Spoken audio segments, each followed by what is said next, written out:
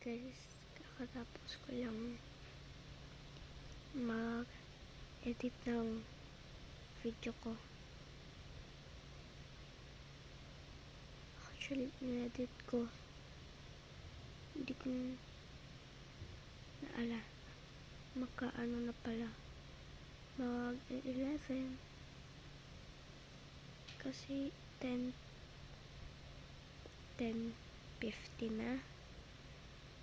And di ko na malayan. Pagkatapos ko, kakaika ko lang, naisipan ko maligo. Kaso, may narinig ako na parang nagluluto. Sumilip ako sa labas. Wala naman. Narinig ko yung mga plato. So, pumasok ulit ako. And pagkapasok ko, biga ako. Biglang tumunog. Kinabahan na ako. Di na ako lumabas ulit. Kasi maaring ngayon to. Pero wala. Hindi ko malalaman. Kasi di ko pa nakikita.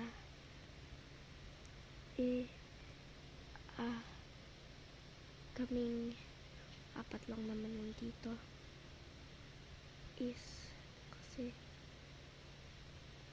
yung magulang ko tulog at yung mama ko, tapos yung tito ko umalis.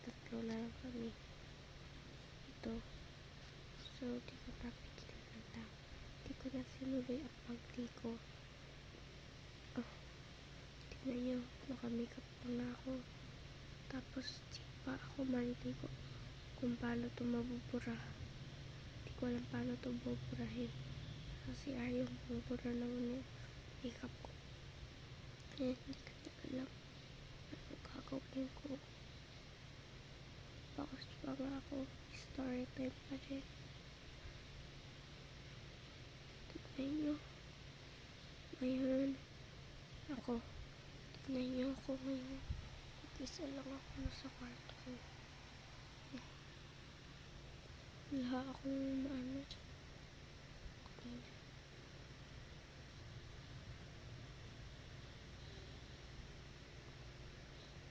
Sana ako naligo. Ako malamog. Kaya di ko na ituloy. Naka-makeup pa ako.